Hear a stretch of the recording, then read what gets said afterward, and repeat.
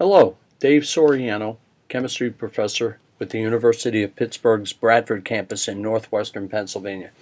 Here's a short introduction to polyelectrolyte membranes in fuel cells, the technology, which is part of a course I offer here at school on Introduction to Biofuels. The acronym is PEMFC, PEMFC Materials. The design of these materials is currently a very intense R&D area. Nafion electrolyte membrane platinum electrodes is most common. A large number of PEM electrode assemblies is currently being studied, and the high performance, high stability is the top priority. The electrolyte materials must conduct ions, but not electrons. They must be gas impermeable, and therefore the anode cathode gases must not mix. A very, very good book on this subject is the fuels, the alcoholic fuels. I have the book in front of me, and it's put out by Taylor and Francis Publishing. It's edited by Professor Shelley Mintier. And alcoholic fuels. It's a very, very good textbook for an introduction. Professor Mintier is at St. Louis University in Missouri, and her chapter is focuses on the applications of alcoholic fuels. And chapter 12, alcohol-based biofuel cells, you'll find plenty of good information in that textbook. Now, the membrane must be thin as possible to prevent or minimize resistance. Most of the PEMFC electrolytes are based on thin polymeric membranes that conduct protons. Many of these membranes rely on water-based vehicle mechanisms for ionic transport. Ionic conductivity of the membrane is extremely sensitive to the level of hydration. Operating at temperatures greater than 100 degrees Celsius in dry conditions is severely limited, if not impossible. Water temperature management schemes are required for most PEMFC-based systems. The electrolyte materials must be highly stable, durable, inexpensive, with good mechanical properties. They have to be thin, durable membranes to be utilized. Nafion. This is a perfluorinated polymer. Nafion is currently most popular for PEMFC and DMFC applications. It has fixed charge sites and also free volume called open space. Neosepta F, Tokuyama, Gore Select, Gore and Associates, Flemion, Asahi Glass Company, and Asaplex all have various materials on the market. Nafion has a backbone structure similar to Teflon, but it has sulfonic acid groups. The fixed charge sites must have opposite charge to the moving protons, thus maintaining net charge balance across the membrane. High conductivity of the membrane requires a maximum number of these charges. An excessive number of charges will lead to mechanical degradation. Free volume correlates with 3D organization of the polymer, small pores which permit movement of the protons. The pores permit small-scale structural vibrations and motions internally, which facilitates physical transportation of ions from site to site while traveling across the membrane. Excuse me.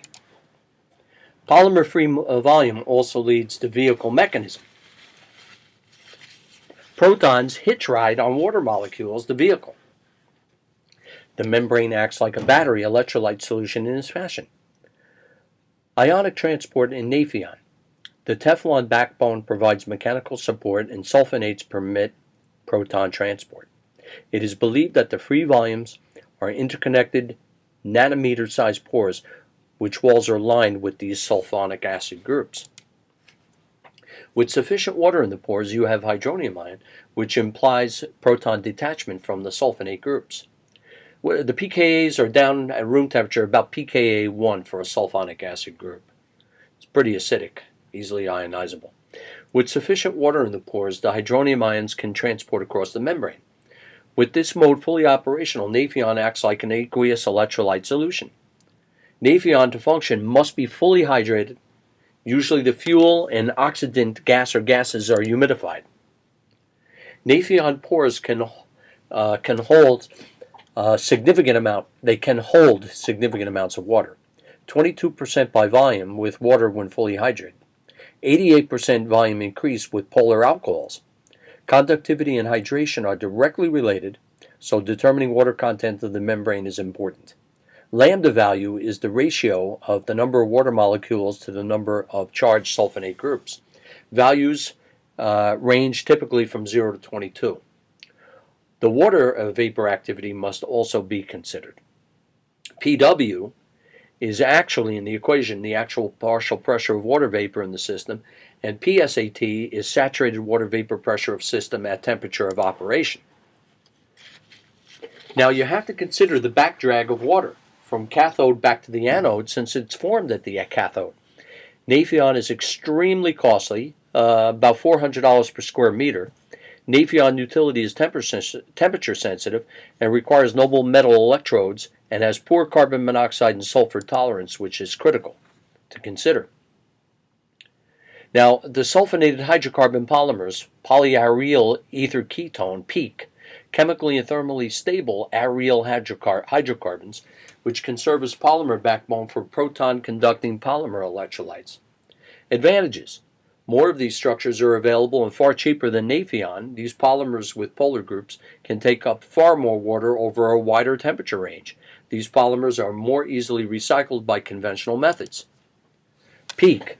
Disadvantages. These polymers are generally less stable than Nafion, chemically and thermally less stable, and lower conductivity at operating conditions. High humidity and 60 to 80 degrees Celsius typically encountered.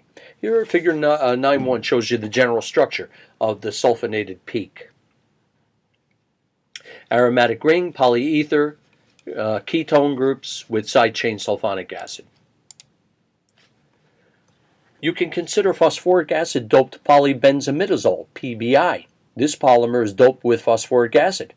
It does not require the presence of liquid water and can operate well above 100 degrees Celsius. By doping, you can obtain an acid-base complex. Proton conduction occurs via free acid vehicle mechanism involving phosphoric acid. Similar conductivity values compared to Nafion, although with significantly reduced humidity requirements. PBI was first considered for use in 1995. PBI has remarkable temperature stability, mechanically strong, and 100 times cheaper than Nafion.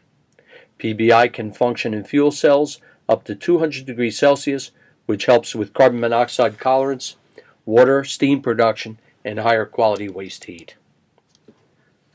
Is the polymer subject to acid leaching? Will the membrane of PBI undergo oxidative degradation with time? There is slow oxygen reduction kinetics in phosphoric acid environments. There have been problems with fabricating electrocatalyst inks with PBI blends. That much is known. Polymer-Inorganic composition membranes, or composite membranes. In an effort to increase operating temperatures greater than 100 degrees Celsius, various inorganic materials have been incorporated into Nafion. Silicon dioxide, or titanium, increases water retention at high temperature. Conductivity increases Nafion operation up to 140 degrees Celsius, where untreated Nafion would fail. Proton conductivity with such composites decreases, however. Mechanical integrity needs improvement. Solid acid membranes. Solid acids are not polymeric materials. They represent a class of low-moderate operating proton conductors that could be used in fuel cell designs resembling traditional PEMFCs. Potassium sulfate is an example of such material. Cesium hydrogen sulfate is another example and is a solid which can be formed into membrane structures. Rotational diffusion transfer mechanism operates since the oxyanion is a tetrahedron. Between 100 to 200 degrees Celsius, the proton conductivity increases by several orders of magnitude. Generally, these membranes are thermally electrochemically stable under 200 degrees Celsius. A reducing environment, anode in the fuel cell, may accelerate acid membrane decomposition, especially in the presence of typical fuel cell catalysts. Hydrogen sulfide can form, and that can cause irreversible catalyst poisoning, rendering the fuel cell inoperable. Catalyst materials. PEMFC electrode. The fuel cell electrodes serve two purposes. They must efficiently deliver electrons, and collect reactant product species from the fuel cell. The PEA must provide high conductivity and high porosity. High catalytic activity is required in the vicinity of the electrode-electrolyte interface. Very expensive platinum is typically used as catalyst, unfortunately. You need to use as little of the platinum as possible because of cost. PEA is typically fabricated using a dual layer approach, which can be shown with a little bit of study: ink formation, ink application, and hot press bonding. A thin layer, 10 to 30 micron thickness, of porous platinum carbon electrolyte is deposited directly on the surface of the electrolyte. A much thicker non-catalytic electrically conductive electrode layer, 1 to 500 microns, which is cheap, porous, is bonded on top of the catalyst to provide protection and facilitate current collection. The result is a dual-layer catalyst electrode structure. The dual layer maximizes catalytic activity, gas access, product removal, and electrical conductivity while minimizing costs. This dual layer approach is followed in most PEMFC MEA PEA designs. MEA fabrication. Fuel cell reactions can only occur when electrolyte, electrode, and gas phases are all in contact. This is called the triple phase zone, where these zones occur in the fuel cell. A highly nanostructured geometry with significant intermixing blending of electrode-electrolyte phases along with gas porosity adjustments must be considered. PEA. The basic fabrication approach is to maximize effectiveness of the expensive platinum catalyst by deploying ultra-small 2 to 3 nanometer particles of platinum on a high surface area carbon powder. This powder is blended with extra polymer, Nafion, to create a blended composite material that maximizes gas pores, catalytically active electrode, and electrolyte mixing. Wilson and Gottesfeld, a Los Alamos project from the 1980s, I refer you to that. And you consider ink formulation, ink deposition, and electrode attachment. The dual layer approach, gas diffusion layer, catalyst layer approach. Catalyst layer requirements. Nanoscale platinum on high surface area carbon. This yields a large surface area of catalyst. Development of better and cheaper, hopefully, catalysts and better high surface area carbon are active research areas. The carbon support essentially wires the catalyst particles to the overlying fuel cell electrode. The C material should be cheap, stable, corrosion-proof, and electrically connected while porous. The catalyst must have high activity and be durable. The protons liberated on the platinum percolates through electrolyte pathways to the bulk electrolyte membrane. The electrons are percolated through the high surface area carbon particle network to the protective porous electrode layer. Dual layer approach.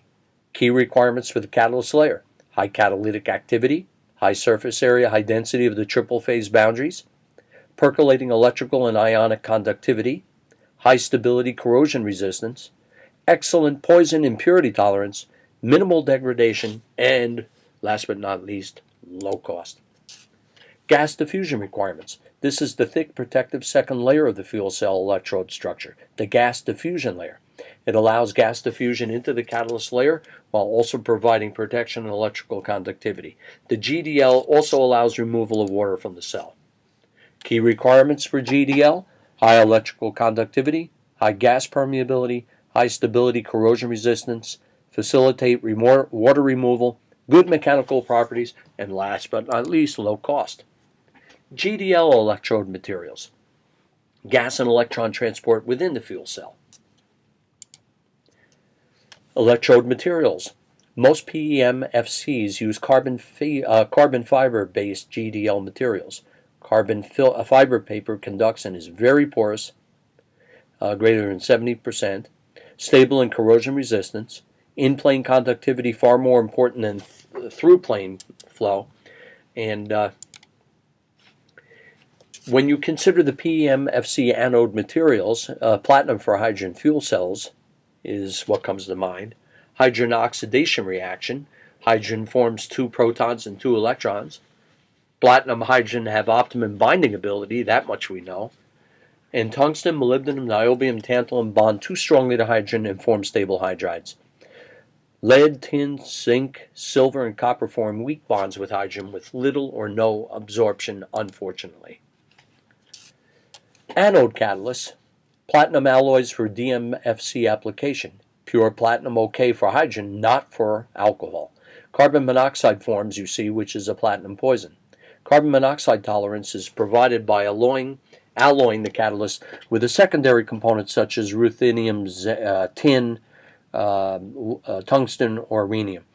Ruthenium is considered the best alloy component, but very expensive. New absorption sites are formed with the alloy, which create OHADs. This species reacts with carbon monoxide to form CO2 proton, therefore removing the potential carbon monoxide poison. Platinum ruthenium is okay for methanol, not for ethanol. CC bond cleavage is needed. Platinum tin better, but alkaline fuel cell is better for ethanol. PEMFC cathode catalysts. A half a mole of oxygen and 2 proton and 2 electron equivalent to water. That's the cathode reaction. That's your oxygen reduction reaction. Platinum is the choice for catalyst. Platinum is less reactive as the cathode versus the anode. Research and development needed. Nanoparticles of platinum, new alloys or alternative electrode materials, PP 298 to 301 inclusive, if you want to read about this in fuel cells. This concludes the lecture. Thank you for listening.